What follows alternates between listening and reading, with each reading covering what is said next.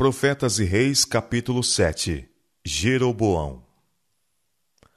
Elevado ao trono pelas 10 tribos de Israel que se haviam rebelado contra a casa de Davi, Jeroboão, outrora servo de Salomão, estava em posição de proceder a sábias reformas, tanto nos negócios civis como nos religiosos.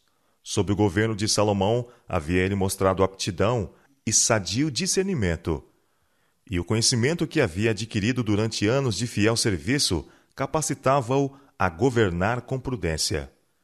Mas Jeroboão deixou de pôr em Deus sua confiança. O maior temor de Jeroboão era que em qualquer tempo no futuro o coração de seus súditos se deixasse cativar pelo ocupante do trono de Davi. Raciocinou ele que, se às 10 tribos fosse permitido visitar com frequência a antiga sede da monarquia judaica, onde os serviços do templo eram ainda dirigidos como nos anos do reinado de Salomão, muitos poderiam sentir-se inclinados a renovar sua submissão ao governo centralizado em Jerusalém. Trocando ideia com seus conselheiros, Jeroboão determinou, num ousado golpe, obstar, tanto quanto possível, a probabilidade de uma revolta contra seu governo. Isso pretendia ele levar a termo, criando dentro dos limites de seu recém-formado reino 2 centros de adoração, um em Betel e outro em Dan. Nesses lugares deviam as 10 tribos ser convidadas a se reunir, em vez de em Jerusalém, para adorar a Deus. Planejando esta transferência, intentava Jeroboão apelar à imaginação dos israelitas, colocando perante eles alguma representação visível para simbolizar a presença do Deus invisível. Consequentemente, mandou fazer 2 bezerros de ouro, e estes foram postos dentro de nichos nos centros indicados para adoração. Nesta tentativa para representar a divindade, Jeroboão violou o claro mandamento de Deus: não farás para ti imagem de escultura, não te encurvarás a elas, nem as servirás. Êxodo capítulo 20, versos 4 e 5. Tão forte era o desejo de Jeroboão de conservar as 10 tribos afastadas de Jerusalém, que perdeu de vista a fraqueza fundamental de seu plano. Ele deixou de tomar em consideração o grande perigo a que estava expondo os israelitas, pelo colocar perante eles o símbolo idolátrico da divindade, com os quais seus ancestrais haviam estado tão familiarizados durante os séculos de seu cativeiro no Egito.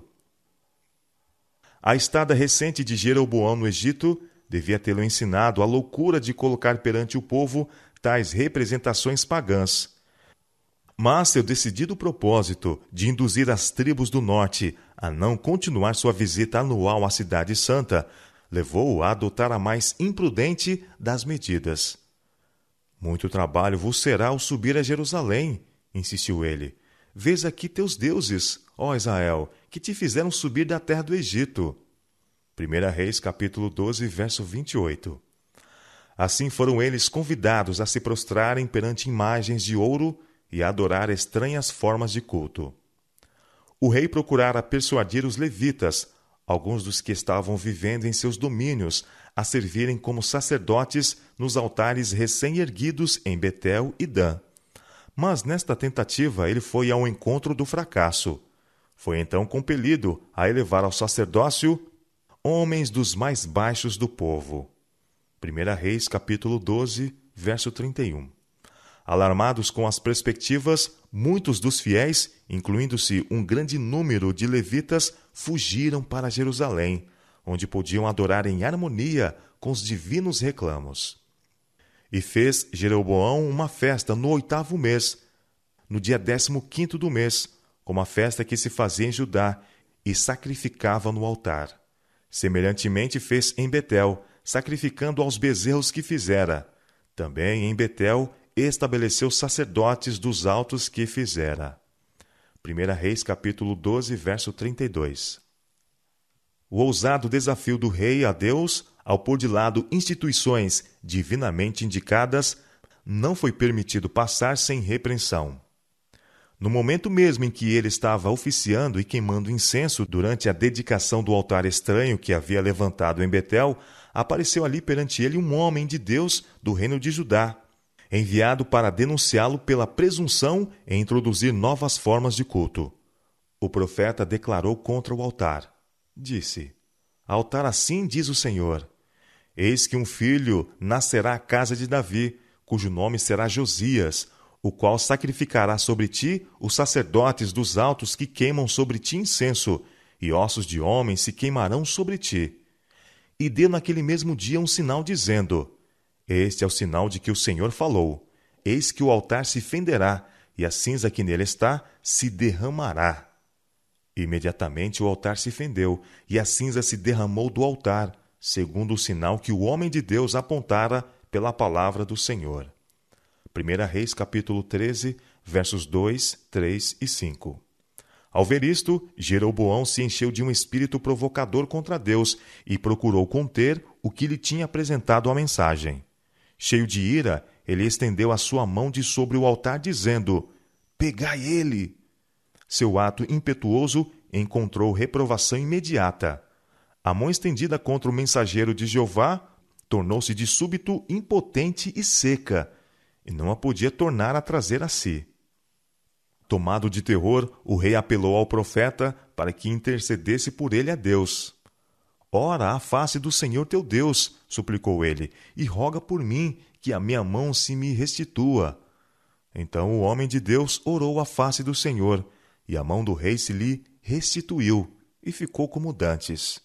1 Reis, capítulo 13, versos 4 e 6. Baldado fora o esforço de Jeroboão para revestir de solenidade a dedicação de um altar estranho, cujo respeito haveria levado ao desrespeito pelo culto de Jeová no templo de Jerusalém. Pela mensagem do profeta, o rei de Israel deveria ter sido levado ao arrependimento, a renunciar seus ímpios desígnios, os quais estavam desviando o povo do verdadeiro culto de Deus. Mas ele endureceu o coração e decidiu seguir o caminho de sua própria escolha. Por ocasião da festa em Betel, o coração dos israelitas não estava completamente endurecido. Muitos eram suscetíveis à influência do Espírito Santo. O Senhor decidiu que os que estavam indo a passos rápidos para o caminho da apostasia deviam ser obstados em seu curso antes que fosse demasiado tarde. Ele enviou seu mensageiro para interromper o procedimento idólatra e revelar ao rei e ao povo qual seria o resultado de sua apostasia. A ruptura do altar era um sinal da desaprovação de Deus à abominação que estava sendo praticada em Israel. O Senhor procura salvar, não destruir. Ele se deleita na libertação de pecadores. Vivo eu, diz o Senhor Jeová, que não tenho prazer na morte do ímpio. Ezequiel capítulo 33, verso 11.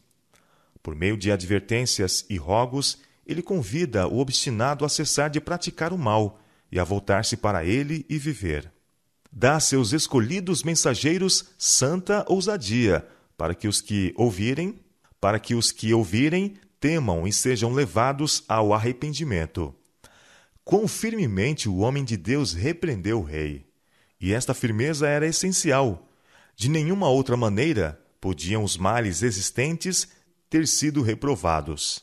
O Senhor deu a seu servo ousadia, para que perdurável impressão fosse feita nos que ouviram. Os mensageiros do Senhor não devem jamais temer a face do homem, mas sim permanecer inflexíveis pelo direito. Enquanto sua confiança estiver posta em Deus, não precisam temer, pois aquele que lhes deu uma tarefa também lhes assegura seu protetor cuidado. Havendo apresentado sua mensagem, o profeta estava para retornar, quando Jeroboão lhe disse: Vem comigo à casa, e conforta-te, e dar-te-ei um presente. Ainda que me desses metade da tua casa, replicou o profeta, não iria contigo, nem comeria pão, nem beberia água neste lugar, porque assim me ordenou o Senhor pela sua palavra, dizendo: Não comerás pão, nem beberás água, e nem voltarás pelo caminho por onde foste. 1 Reis, capítulo 13, versos 7 a 9. Bom teria sido ao profeta se ele tivesse se apegado ao seu propósito de retornar sem delongas à Judéia. Enquanto viajava por outra rota, foi surpreendido por um ancião que declarava ser profeta, e que se representou falsamente ante o homem de Deus, declarando: Também eu sou profeta como tu, e um anjo me falou pela palavra do Senhor, dizendo: Faze voltar contigo a tua casa, para que coma pão e beba água. Insistentemente a mentira foi repetida, o convite inculcado, até que o homem de Deus foi persuadido a voltar. Visto que o profeta verdadeiro concordou em tomar um curso contrário à linha do dever, Deus permitiu-lhe sofrer a penalidade da sua transgressão. Enquanto ele e o que o convidara a retornar a Betel estavam à mesa, a inspiração do Todo-Poderoso veio ao falso profeta, e ele clamou ao homem de Deus que viera de Judá, dizendo: Assim diz o Senhor: Porquanto foste rebelde à boca do Senhor, e não guardaste o mandamento que o Senhor teu Deus te mandara, teu cadáver não entrará no sepulcro de teus pais. 1 Reis, capítulo 13, versos 18 a 22. Esta profecia de juízo foi logo literalmente cumprida. E sucedeu que, depois que comeu pão e depois que bebeu, abardou ele o jumento. Foi-se, pois, e um leão o encontrou no caminho, e o matou, e o jumento, e o seu cadáver estava lançado no caminho, e o jumento estava parado junto a ele. E o leão estava junto ao cadáver, e eis que os homens passaram, e viram o corpo lançado no caminho, e vieram, e o disseram na cidade onde o profeta velho habitava. E ouvindo o profeta que o fizera voltar do caminho, disse: É o homem de Deus, que foi rebelde à boca do Senhor. 1 Reis, capítulo 13, versos 23 a 26. A penalidade que alcançou o infiel mensageiro foi ainda uma posterior evidência à verdade da profecia proferida sobre o altar. Se após desobedecer a palavra do Senhor, ao profeta fosse permitido ir a salvo, o rei teria usado este fato numa tentativa de vindicar sua própria desobediência. Na ruptura do altar, no secamento do braço e na terrível sorte daquele que ousara desobedecer uma ordem expressa de Jeová, Jeroboão deveria ter discernido o pronto desprazer de um Deus ofendido, e esses juízos deviam tê-lo advertido a não persistir na prática do mal. Mas longe de se arrepender, Jeroboão, do mais baixo do povo, tornou a fazer sacerdotes dos lugares altos. Assim não apenas pecou ele mesmo grandemente, mas fez pecar a Israel. E isso foi causa de pecado à casa de Jeroboão, para destruí-la e extingui-la da terra. 1 Reis, capítulo 13, verso 33 e 34, e capítulo 14, verso 16. Ao final de um conturbado reinado de 22 anos, Jeroboão sofreu desastrosa derrota numa guerra com Abias, sucessor de Jeroboão. E Jeroboão não recobrou mais nenhuma força nos dias de Abias, porém o Senhor o feriu e morreu. 2 Crônicas, capítulo 13, verso 20. A apostasia introduzida durante o reino de Jeroboão tornou-se cada vez mais acentuada, até que finalmente resultou em ruína total do reino de Israel.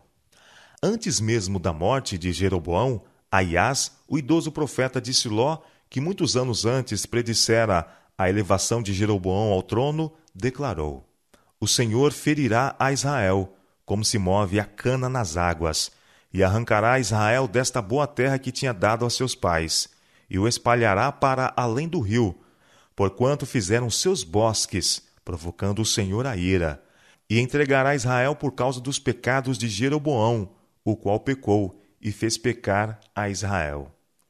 1 Reis, capítulo 14, versos 15 e 16. Todavia o Senhor não abandonou a Israel sem antes fazer tudo o que poderia ser feito para levá-lo de volta à submissão a si. Através dos longos, escuros anos, quando rei após rei se puseram em ousado desafio ao céu e levaram Israel à idolatria cada vez mais profunda, Deus enviou mensagem após mensagem a seu transviado povo.